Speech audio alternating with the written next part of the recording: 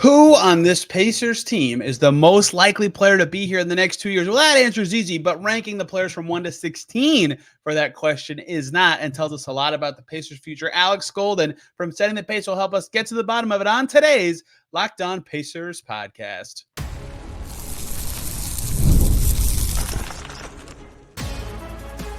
You are Locked On Pacers, your daily Indiana Pacers podcast, part of the Locked On Podcast Network, your team every day. What up, y'all? Happy Monday. Hope you had a great weekend, and welcome into another edition of the Locked On Pacers podcast, where we, of course, talk about the Indiana Pacers. As always, my name's Tony East. I cover the team for Forbes and SI, and today, a fun topic that I'm kind of stealing from the Locked On Next hosts and kind of stealing from my own brain and really wanted to dive into with someone else, and that is the Pacers players on today's team most likely to be here 2 years from today, most likely to least likely. We go through all 16 players with a standard deal, and joining me to do that is Alex Golden from Setting the Pace. You've heard him here many times, and you've definitely heard him over on Setting the Pace, hopefully many times. They're going to have Bennedict Mathurin on their show this week. Got to check it out. But we're going to get to the bottom of it. The top's very easy. Tyrese Haliburton, duh. The bottom, also kind of easy, unfortunately. The middle was very hard. I want you to make your list in your head as we cut through top to bottom. Most likely Pacers to still be on the team in 2 years. Let's just get right to it. The biggest crossover event since the last time I talked to Mr. Alex Golden. And if you like this crossover event, get ready for another one very soon. Next week, it's Alex Golden from Setting the Pace. I just said his name. I'll say it again. Doing a topic that I've wanted to do because I've been inspired by two other people that I have to give shout outs to. One is Doug Norrie of Locked On Nets, because him and Adam Arbrecht tweeted out this idea, doing it for Nets players, which is admittedly slightly more interesting because their roster's kind of chaotic. And the second one is Law Murray, who covers the Clippers for The Athletic, who tweeted out a list of all the players in the league, or all the teams in the league, and which players they still have from 5 years ago. If you want to know the Pacers answer, it's just Myles Turner and TJ McConnell. And both of those exercises got me thinking about, one, roster churn and why it happens in the NBA. Contracts can only be 5 years in length. Teams' goals change, et cetera, et cetera. And two, what that would look like for a Pacers team that has a lot of continuity. So Alex is here to do an exercise that we both just talked to each other and realized was way harder than we thought when I sent him a message about this, which is the day is September 16th, 2026. We are ranking the players on the current Pacers roster most likely to least likely to still be with the franchise. Alex, I just talked for 80 seconds and did not let you say a single word. I am ruining this. How are you? And I'm sorry for putting you through the stress of this exercise. Oh, Tony, I was doing good until you asked me to do this. I was getting my notes ready, and I thought to myself, how in the world am I going to come up with the right answer for this? Because I was telling you two beforehand, we actually had a question similar to this on Setting the Pace. It was like, Pacers you see on this roster in 3 years and then 5 years. And I'm like, okay, looking 5 years down the road is way too far in advance. But 3 years, kind of 2 years, I was like, still, it's very difficult. And like you have here on your graphic on this YouTube page, it's like top easy, the bottom's easy. Everything else is, it's a lot of question marks here. And that's kind of how I built my list, was yes, maybe, and unlikely. So yeah, this is definitely a fun challenge. I'm not sure how we're going to go about this. If we're going to play by player or a thing like that. But I do think that fans will probably be like, wow, there is a lot of question marks with how this roster could look in just a couple of years. Yeah, we'll have to get into the why they're question marks, because they're all good players, right? The reason they'd still be on the Pacers is obvious, but the reason they wouldn't be does exist for a lot of guys. And so the order is kind of how you perceive what you expect the Pacers' priorities to be in the next couple of years, which is what made someone like Myles Turner was particularly challenging for me. I don't know where you landed with him, but I was like, dang, like, what are the odds of this event versus? It was very tricky for me to do. Contracts make this challenging. It was hard. And as you and I laid out, there's like a couple, okay, this is easy, and a couple, okay, this is easy that they're not going to be back, and a lot of maybe that we'll have to talk about the both sides. I think we should start at one. Your top guy, I assume, was Cole Swider, correct? I'm just kidding. Your top guy was, of course, Tyrese Haliburton, correct? Yeah. We don't have to talk about it. No, there's no reason to talk about this. This is the easy one. This is the only person I had on my list, too, for who I see on the roster in 5 years is Tyrese, and that's about the only lock I had. So, yeah, it's pretty obvious, face of the franchise. The only way he's not here is if he asks for a trade. And he's talked a lot this week about the opposite of that when it comes Yes. to his Team USA commitments and whatever the heck Stephon Marbury said and the recruiting stuff. Yeah, that was easy. And I think 2 is pretty easy for me also, even though I'm not like 100%. It's like 99.95 or something. That's Siakam. I assume that was Yeah. your number 2 as well. Yes. That was my number 2, and that's the only 2 I felt great about. First 2 names I my typed, then I went, Yeah, okay, who do I put? it's that difficult because like there's not players I want to see off the team, but there's players I could definitely see them trading or whatnot, depending on how things play out. And that's the big thing here because we have to say, okay, this Pacers team made it to the Eastern Conference Finals last year. Everything feels great. Everything's happy-go-lucky right now. But what happens this season? What happens next season if they fail to get back to those expectations, right? Is there going to be a trade, a consolidation trade to go out and get a bigger fish? What contracts? They have a lot of great contracts that are very tradable with a lot of the extensions they gave too, right around that, 12 to $18 million range right there. They could throw a couple of those together, make a big splash. And I think that's where it does get difficult because you can see a lot of these players as trade chips. But right there, it's what makes it so hard. And I felt like Tyrese and Pascal were the only 2 I felt like were for sure locks. I agree. And what's funny is they got, the Haliburton started a new contract and Siakam got a new contract this summer, right? They both start this season.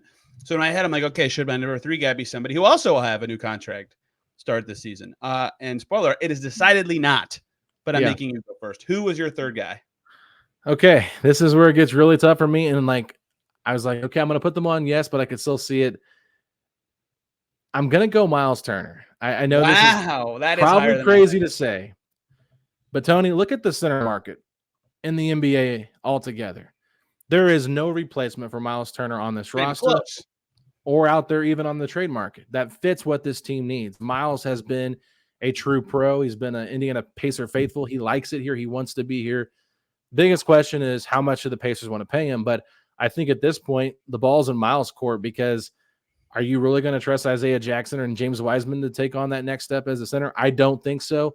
So in terms of longevity, in terms of wanting to stay at this high level of winning, I think Myles is arguably a top 5 center in the Eastern Conference. So you got to keep Myles. I think Pascal saying that that's one of the 2 players he wanted to play with when he was in Toronto also helps his case. So for name recognition, I put Myles, but I definitely can understand why there are a lot of question marks here. All right, let's talk about the free agency class of 2025 at the center position. Rudy Gobert, who has a player option that I assume he'll be picking up. Brook Lopez, who's no longer better than Myles Turner. Clint Capella, who has never been better than Myles Turner. Naz Reid, who's climbing, but is not as good as Myles Turner. Yeah. And has a player option he'll probably decline.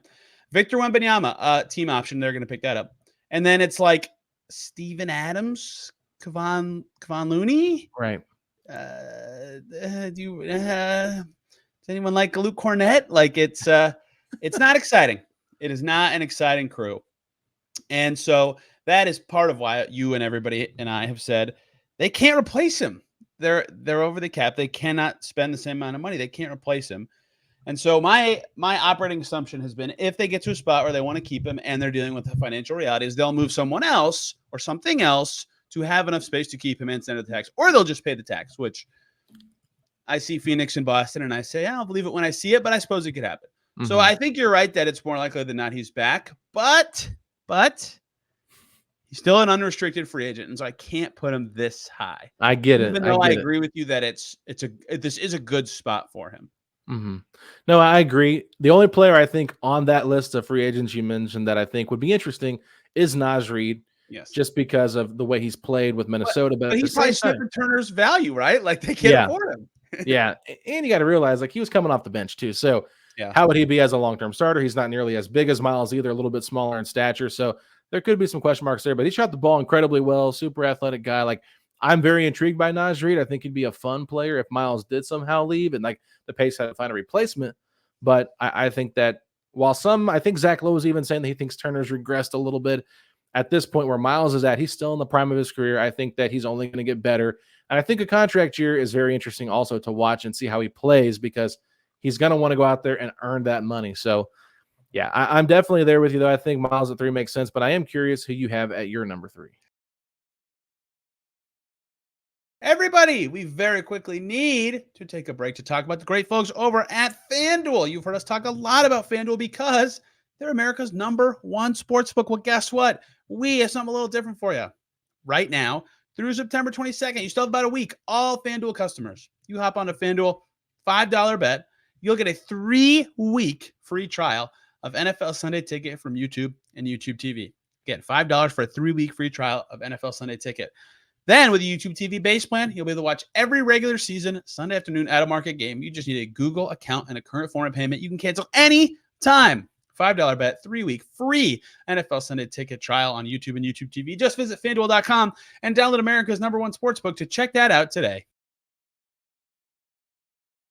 I have a player that did sign a new contract this summer, but it does not start until next season. That is Andrew Nembhard. Okay. Andrew one is, personally, I'm super high on him as a player. I was before last season too. 2 is he can play lots of roles. TJ McConnell is involved in a trade because he needs to be in there for salary. You could still have a good role for Andrew Nembhard. If Mathurin passes him, you still have a big role for Andrew Nembhard. If Mathurin doesn't pass him, you still have a big role for Andrew Nembhard. You need a guard who can defend next to Tyrese Haliburton. That's one right there. Mm-hmm. He's on the minimum this year. Yeah. They're flirting with the tax, and he's making the minimum this year. So that gets him 1 year. And maybe that minimum has really high trade value to another team, but that would be like a next summer thing. And then they have this extension kicking in. Maybe then next year would be the year he would be traded in a trade for a star or something. But I think he's really good. Yeah. And one of their best 5, 6, 4, 3 players. So his contract reality, his general ability, I think made him 3 for me, because I can see a lot of ways where he would stick, and it's harder for him to get traded this year, which separates him from some other guys that I also think are good. Yeah, no, I think if it was just who's on the team next year, this would definitely have been probably my number 3. But 2 years from now, he is a very tradable contract. We've talked about, I guess, I don't know if we've talked about it, but there's been teams that have shown interest. The Spurs, I think, were a rumored team that had interest in going after Nembhard, called the Pacers, tried to get a trade with him before they got Chris Paul. I felt like Nembhard could very much be on the Spurs radar. I just feel like he's a very Spurs-type player, someone that Popovich would like. And I had him number 4 on my list, so this fits in perfectly. Go. I'm a big Nembhard fan. I've been called a little bit of a homer because of how much I like his game, but I just think he's really good, and I think he fits his team really well. And one thing I've liked about his game so far, especially in his young Pacers career, is how he just kind of rises to the occasion when the moments are the biggest. Seems like he always hits big shots, whether it's his rookie season hitting the game winner against the Lakers, or obviously the Knicks game winner, game 3, that people will always remember, probably the biggest shot potentially of the entire postseason. So it's just Andrew Nembhard fits so well with this team. The only thing you can push back on is saying this is a very tradable contract. This is a player a lot of teams are going to like. But I do think there's a lot of good point guards out there. So it's kind of like with so many point guards that are like franchise players, it might not be where teams are willing to give up a lot to get someone like that. So I think there's a lot of guards in the league, and he can play a lot of different positions, and the Pacers really value him, and they showed that by giving him the extension. Yeah, Nets, maybe Spurs, and Wizards all with space next year. I was like, those all teams all need a point guard, and they're all really young, right? Like that's why I was eyeing the Spurs. I just felt like Chris Paul's a stopgap. They could go after him in free agency if they didn't get the extension done. I was like, that's a little making me nervous, but I'm glad they locked him up. I think he's a great fit with Tyrese, like you said. I do as well. So I think you're right, and this will be a conversation with lots of these young players that he totally is a trade candidate. He's good, and he's 24, right? But the reality of his change from year to year in contract is why I had him 3rd. And my 4th guy is also already under contract. You said you have Nembhard 4th, right? So I have to go next. Yes, I have Nembhard 4th. It's not fair. Well, my number 4 is still not Myles Turner. That's funny. But my number 4 is Aaron Nesmith. Okay. Because his contract is tradable now and next year. Here's my argument for Aaron Nesmith still on the Pacers 2 years from now. Even if he gets demoted in his role, Aaron Nesmith at $11 million per year is an insanely good contract. Yeah. Isaac Okoro just got more per year than that. He's way better than Isaac Okoro now, right? Like it's crazy. He's probably what, $18 million player ish, 20 million ish, right? I'm making that up, but I could look for contract comps and get you. So like he's better than Clay last year. Clay got what, 3 for 50, right? So he's got 3 for 33. That contract is so good that it would take a lot for me to trade it as the Pacers, especially because they need wings. They don't need less wings, right? So maybe he's in a star trade, but even if he goes to the bench, that's a great contract. So I would, regardless of what you think of his ability, unless you think he stinks, which, like, why are you listening to this podcast? I don't know what you're thinking. He is a very likely candidate to be around for a bit, to me. Yeah. See, I didn't really put them in order of my list, to be fair, so I didn't number them, but he is on my list as well. So I'll talk about Aaron Nesmith as well, because this was one I was kind of iffy on as well, just because, like you said, very tradable contract. And amazing. Amazing. I think there'd be a lot of teams that really would want him, and that would make that maybe a sweetener in a big fish trade, right? So that was like my only hesitation with a guy like Nesmith. But if you're looking at this Pacers team, what's the thing they need to improve the most? The defense. Who would most people say their best defender is on the team? Aaron Nesmith. Now, people could argue that, but I don't think you can really make too much of an argument just based on how we defended Jalen Brunson last year and the difficult challenges he had. Yes. So you need as many good defenders as you can. You can't be trading those guys. And I think the contract point is a very good reason with the first and second apron and how all that works out. So ultimately, Aaron Nesmith is a guy that I even talked about on our Setting the Pace podcast, someone I could see here in 5 years just because of how much they love him as a player. Yeah. And Chad Buchanan said if they could sign 11 Aaron Nesmiths on this roster, they would, because that's how much he means to this team. And just like his no nonsense and his ability to start, come off the bench and not have an attitude. I just think he's kind of a glue guy, and you need those type of players on your roster. So yeah, I think Aaron Nesmith for sure makes a lot of sense to be here in 2 years. Now we go 2 years from now, ironically, that is when his situation will get really hairy, because he'll be extension eligible, but it probably won't be enough. Like the rules of extensions probably won't be enough to keep his neck. I don't know. It might be close. It'll be Nemhard. It'll be like a Nemhard situation this summer that just happened. So that's when it's like, oh, we can't, or we have to go to free agency. Yikes. I don't like, but we'll see how the Pacers feel when they get there. That exactly 2 years from now spot will be hairy, but that's next. After that is where I had Myles Turner. Do you have anyone else in this kind of glut tier-ish? I mean, that's the starting five. So that's the starting five. No, the next group is a second tier, right? Like a young player type tier is what I would say. Interesting. I have a mostly young player tier, but I have one not young player in the next tier. Well, you have Myles. Do you want to talk more about Myles? I feel like we've covered that enough. Yeah, we covered it when you did it. Yeah, I just have him lower because there's just paths where he's not back, right? Yeah. I mean, clearly they should want to keep him, right? And so logic suggests they will.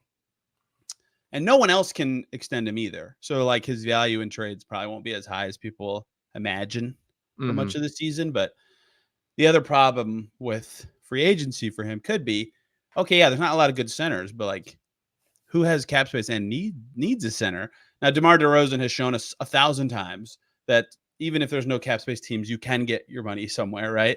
So that's not the end of the world, but I still think it's, if he has a good year, more likely than not, he'd be back, but not a certainty. But beyond guys who are actually already under contract. So no, we can go to the next tier grouping, whatever you want to call it. Okay, so my next player, it might be a little bit interesting to you. I'll be interested to see how you respond to this. This was where it got really hard for me. Yes, this is where I'm going. Ben Shepherd. Whoa, he is in my tier, but I didn't have him next. Okay, so I just think, like I said earlier, the Pacers need defense. He has definitely proven he can defend in this league. Shot the ball. Wow. Decently well. And Carlisle loves this guy, right? And I think that plays a big factor. Carlisle loves this guy. He trusts him enough to start him in Eastern Conference Finals. I know Haliburton was hurt. They wanted to keep their bench unit together, but still, they trusted him to go out there and guard Jaylen Brown, Jason Tatum, those type of players in the Eastern Conference Finals. So I think that the respect level is there very high. I do think there's other players that are above him in the pecking order for sure, but for what he's been able to prove and how he fits in with this team, I'm a little bit shocked that I have him this high, but I do think that he is somebody that will probably be on this roster 2 years from now, and I think the contract's going to be very nice as well. I feel like him and Nesmith are a little bit of the same type of player as well. If Nesmith does go to the bench and they do try to trade for a bigger fish, but it's hard to replace guys on this team that are, I guess, proven defenders, quote unquote, because of what we saw last year. Like, still plenty of room to improve, but I like Shep, and I feel like he fits this team really well. He does fit very well. He is good. I do have him in the same tier for a reason. I'm trying to find a specific trade that happened in the past, and I'm having trouble. There we go. Okay. This is very boring stuff. So, do you remember a certain player, Alex Golden? He was on the Pacers for a hop and a skip a couple of years ago. His name's Justin Anderson. Yeah. I'm bringing up Justin Anderson because Justin Anderson was a rookie for the Dallas Mavericks in 2015-16, and he earned the trust of one Rick Carlisle. Justin Anderson was in the playoff rotation for the Dallas Mavericks in 2015-16. You know what happened to Justin Anderson in 2016-17? Did he get cut? He got traded to the 76ers. I don't know if Carlisle had anything to do with any of that. Even Ben Shepherd's in this tier to me for the same reasons you said. He's good. The coaching staff likes him. And similar to Aaron Nesmith, insanely good contract. If you're a rotation player and you're making nothing and a restricted free agency after that, and you're a 3-and-D wing to boot, a short one, but still, yeah, awesome. Oh my gosh. I had him in this tier, no doubt, because he's good and they like him and they have him for at least 3 more years on like a laughably small contract. And his name's colored on my sheet, which means he's under contract for the next 2 years. So I think you're right to have him in this tier this high, but for the same reasons he's attractive to the Pacers, he would, in theory, be attractive to other teams. And so if they are going to make a star trade in the next couple of years, this kind of tier is like a lot of guys I could see being in that, which is why ordering them specifically is really hard. Yes. So I have him a little lower than you, but I do think your logic is sound and correct. Well, I appreciate you agreeing with my logic because it makes me feel better about my pick. But yeah, it's just I do like him a lot. I don't want to elaborate too much longer on him because we have other players to get to. But yeah, it makes a lot of sense contract-wise, and it's always nice to have control of your own players versus guys that could be up for free agency very soon. So that did play a factor in why I had him a little bit higher. Blast from the past, Justin Anderson traded for Nerlens Noel. Interesting times. Wow, what a trade. That's not that long ago, but neither of those players are in the NBA. Then they're both like feels like forever ago. Justin Anderson's 30. That's crazy to me. Yeah, I'm going to blow your mind for a sec.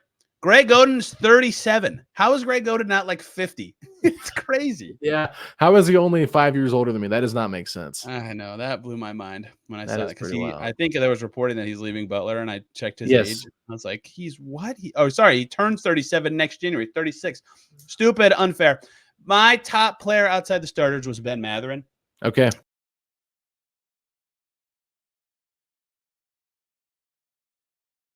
This tier is hard for the reasons we've already described. I put him here because his ceiling is so high. Now, also, he would have a lot of value in a trade for a star, or not even a star, just like an awesome fit kind of player. If he doesn't like fit better at some point in the next year or two, also a cheap contract, but they've got to pay him 2 years from now also, which made me consider moving him down. But the kind of balance oh my gosh, this guy could be like a starter in 2 years versus, this guy could be the key part of a trade for whoever their ideal fifth starter or fourth starter, whatever it is, was really tough for me. But I landed with him here. I did not feel good about it. This is one I've really had a hard time deciding on between on the roster in 2 years or not. I think this is probably the most interesting player. Agreed. Because I think this year matters so much. And so much. The first 6 months of the season matter. Yes. The first 3 months of the season matter so much. Yep.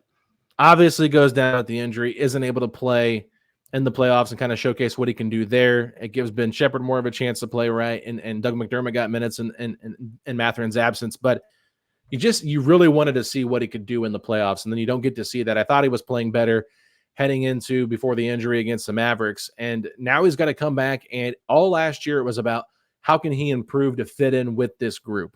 And then that group kind of changed when Siakam got there. They still played the same way, but Tyrese was still coming back from the injury. They were just a little bit of a different team from the first half of the season.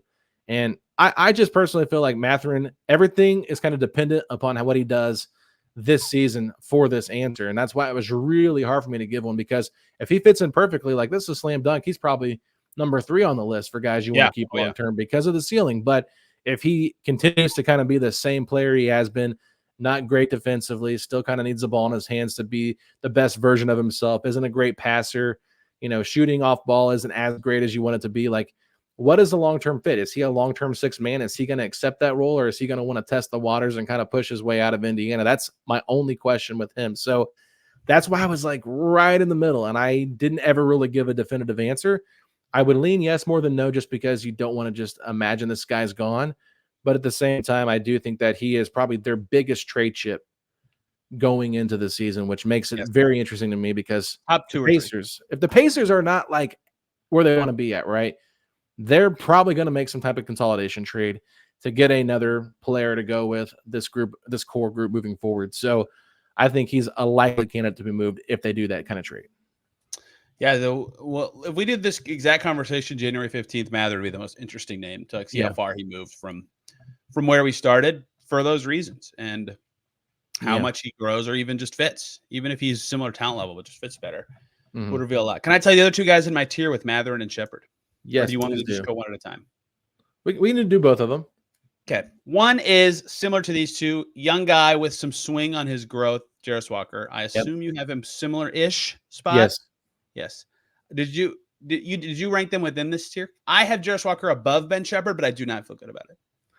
Oh, interesting. See, I didn't rank them. I just wrote their names down and then put like yes, maybe, unlikely. And so he was in my maybe list, and I put a check mark saying, okay, I think he makes it. So I didn't rank it. I'm kind of ranking them in my head as we talk. Just that's what I'm doing. But I think Jarris is in this group just because of the ceiling and what they believe he can become. So he's definitely on my list. I'm curious who your last person is, because I have two more actually in this list for me. Ooh, I had trouble with putting one guy in this tier or one tier down. My last guy in this tier is not a young guy. It is TJ McConnell. Yeah, TJ McConnell, new deal, really sealed it. Like, I didn't think he'd get a new deal, as I said, with Jimmy Cook this summer. But as soon as you get him to sign for a 4-year extension with $26.2 million total guaranteed, you do that. You do that. Yeah. The next 2 years are guaranteed. He can't be traded for 1 year, which helps him very much in this specific exercise that we're doing. And also, like, if he gets catastrophically injured this year, he could still be with the team as a coach, because that's in his blood and DNA. James Johnson maybe should have got a coach bump too. But anyway, McConnell, to me, they love him. He's good. Yeah. He plays their style. I put him here. He was at the end of my tier, second to last, probably, with this group that I have. Probably similar where you had him. I think this would be around 9, right? Yes. 9-ish. And the reason why for me is just because that third year is partially guaranteed. And I believe the fourth year is non-guaranteed, right? So it's team option? Partially guaranteed team option, which you might as well just say non-guaranteed. Yes. Yeah. So regardless, right? It's just, he's one of those players that's like similar to what I said about Neesmith. He's kind of a glue guy as well. Like what he did last year in the playoffs, I thought was just incredible. Best we've seen TJ McConnell so far, but can he live up to that for the next couple of years? I think he's definitely got 2 years in him, and I think the contract reflects that. But it also gives him some wiggle room after 2 years to move on. So that's why I was kind of torn. The last guy on my list is probably the person I think you may have went back and forth with, and that's Johnny Furphy. I know. Yes. Okay. So I put him in this list.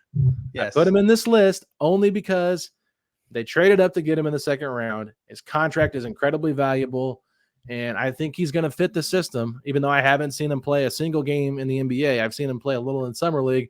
Liked what I saw there. Obviously, still has a lot of room to improve. Rookie, it's whatever. He's not going to play this year, but I don't think he's going to be somebody that's going to be jumping off the page for teams to trade for either. So this is a nice security blanket type of player that can fit into this system. And who knows, in 3 years from now, maybe he's someone that can crack the rotation. But I just thought, you know what? They invested in him a little bit to give up all that money to move up and make that deal with San Antonio in the second round. Probably will be here for at least 3 to 4 years. It was hard for me to put him in a specific tier. I think that was probably the hardest thought I had left of the whole exercise we're going to do. Was, do I put him in this tier that we just talked about with like the strong maybes, or do I put him in a tier with just one other player? I think everybody who follows Pacers Dog can figure out who the other player would be. Ultimately, I put him in the lower tier. Yeah. That was hard because the up a tier argument is the same one I made for Neesmith and Ben Shepherd. If you're a wing, you're on a cheap contract for a long time, you just keep that. That's great. Mm-hmm. That's really good. The problem is, I know Ben Shepherd can play basketball pretty well. I've seen him do it. I've seen Aaron Neesmith do it for years. Yeah. I have no idea if Johnny Furphy can do it. I maybe he was pretty good in Summer League, at least to me, right? And he is an interesting guy. I can tell how much you watch Summer League by how you talk about Johnny Furphy, because his stats weren't very good.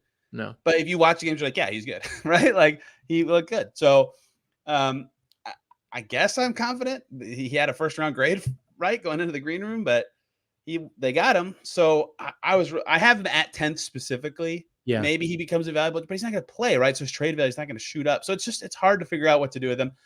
Ultimately, because he's not going to play and have a chance to up his trade value a ton. So it's hard to see what his trade value would be. And I have no idea if he'll be good or not because he's never played in the NBA at all. I put him at 10th in a tier with him and just the other guy that people are like, why haven't they said him yet? And that's Obi Toppin, who I assume is also your next guy. Yeah. Yeah, Obi Toppin. It's such a fascinating player too, because I think he's got the most tradable contract. I think the Pacers have kind of been almost looked at negatively from what I've heard podcast wise nationally for this contract, because they just gave it to him so quickly. And with the restricted free agency being a little bit more of a sticky situation recently with the first and second apron, you see a guy like Isaac Okoro, who goes all the way until September, middle of September, just signed his contract with his new contract with the Cavs. Could the Pacers have held out a little bit longer on Obi Toppin and got him for a cheaper deal than they got him? There is potential that could have happened, but I just feel like they wanted to value him. They valued him, so they wanted to bring him back on good value and pay him what they thought he was worth. I don't think the contract's egregious by any stretch of the man. I think it's a very tradable contract, and he was very good for them last year, so had no problems with it. But I just feel like this is the trade filler piece that they will eventually move off of because of one player we both had in the tier above him, Jarris Walker. So that played a huge factor for me. You are reading my mind in a lot of ways. Yeah. I predicted 3 for 45 for Top, and I can't sit here and go, 4 for 60. So stupid. Like, it sounded long in my head, but like that's the exact same annual value. Like, and I think the day they agreed, being the day free agency was supposed to open, was at least a little revealing to me that he could have got an offer some other way. And they were like, okay, fine, let's do this now. Right. Let's get this done and not do this dance. Let me tell you what I think is interesting about Obi Toppin. First of all, I think you're right that if they have to clear money to re-sign Turner or to do whatever they want to do in the next 12 to 18 months, that is the most likely contract that would be moved. Here's the other reason I think his contract is interesting. You know what Obi Toppin's contract value is next year, Alex, by chance? I don't. It is $14 million on the nose. You know what that number is less than? It is less than next year's mid-level exception, which means they could trade him into another team's mid-level exception without taking back any money. I'm not saying they would. I'm not saying another team would want to do that. But if he has another good year and has some sort of positive value and they needed a way to clear money to keep Myles Turner, that seems like a nice, creative little like win-win way to do it. It's never fun to dump salaries. That means you got rid of a player for nothing. But if that's the way to keep Turner, you would do it. And so because that option exists for a player that is worth clearly about that contract exception anyway. And the other thing I think about a lot is if you're going to trade a player to cut salary, who's making more than what their role suggests it should be? Toppin doesn't make more, but he makes right at it. And they have the front court depth coming with Jarris and other guys. So to me, I think we have him in the right spot. I'm not saying I predict he'll get traded. I'm saying if they are in a situation that finances require a trade, he would probably be the top of my list of guys that I would expect them to look at moving. Yeah, no, I'm right there with you. I think it just makes too much sense to have him right here at this spot in the ranking. Well, everybody else was. I might as well just put a shrug emoji next to their name, right? Yeah. The only one maybe you could push back a little bit on is Isaiah Jackson, right? Jackson, yes. Just because who else are they going to bring in for backup center? But like backup center is such a, I don't know. I don't want to say thoughtless position, but it's one of those things where Ijax, I mean, he kind of earned that spot back during the playoffs. Like there was times last year when he played pretty well, especially when Jalen Smith went to the starting four for a little bit when Toppin went to the bench and they got better defensively. So I think he's shown enough. And I don't know if you remember this or not, but like the block that he had on Jason Tatum's jump shot during the playoffs, like that's what he's capable of doing. So I feel like there's still plenty of room for him to grow. He's still not super old. Like he's still pretty young. I don't know. I hate to say like, oh, they could let him walk, but I just wonder about the money. That's kind of my thing. That's it. That's it. That's the whole thing. Like, what are they going to pay him? And how much is he going to ask for? Like, is he going to get Jalen Smith level money with what the Bulls gave him? Like, I thought that was kind of crazy that Chicago gave Jalen Smith that contract. Yeah. My argument for years, and I'm sure I've said to your face before, is like, if I'm the Pacers, I'm happier with Isaiah Jackson and DeMar DeRozan than Nikola Vucevic, just because I remember a game they played the Bulls and he was switching and doing better there than in the post. And that Tatum block, I was like, yes, my ammo for my argument will never die. that he can switch out. Okay. Yeah, I agree with you. All the reasons you said. They're already in a financial bind. That's why I didn't think they'd extend McConnell. Now I definitely don't think they'll extend Isaiah Jackson. And then next year, if they already can't afford to keep their starting center, think they're going to triple over themselves to get their backup center money.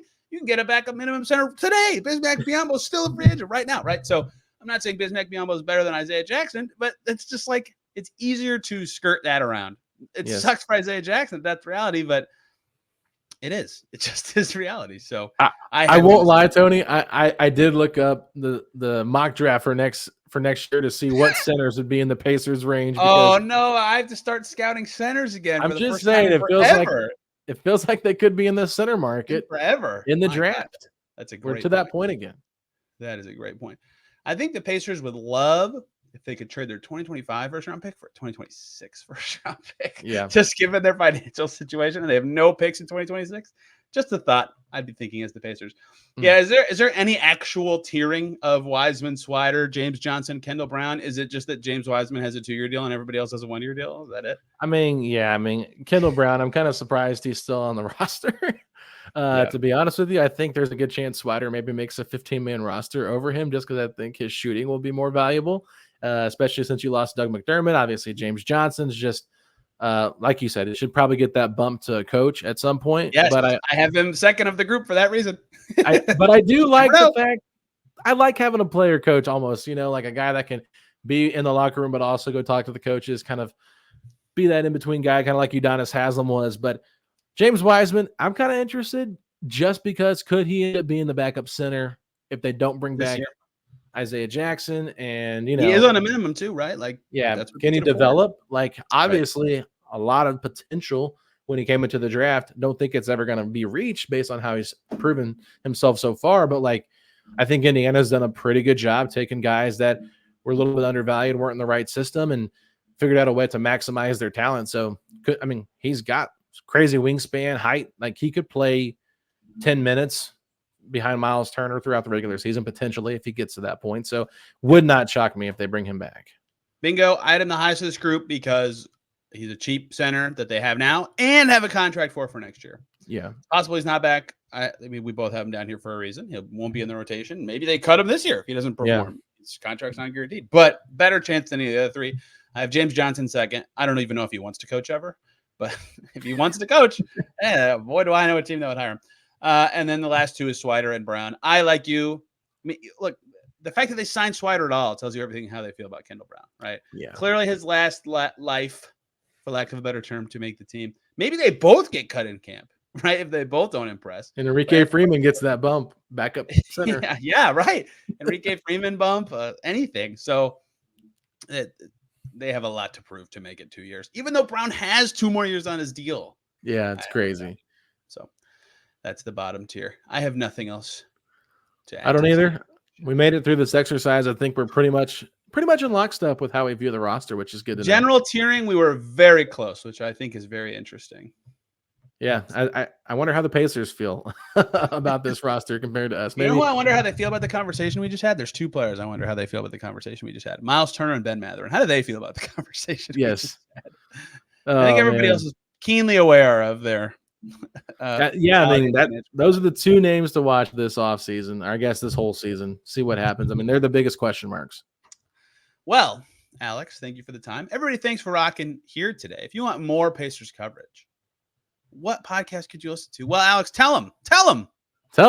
Pacers Pod STP on Twitter and Instagram. That is Setting the Pace. And if you're listening to this Monday morning, Tuesday, come over to Setting the Pace. After you listen to Locked On Pacers, we just talked about him. Bennedict Mathurin will be joining the show. So good to hear from him for probably really the first time since the injury on our podcast, at least kind of see what he's been up to, what this season means for him, what last year meant for him. So, we'll do some reflecting on last year, but the whole works.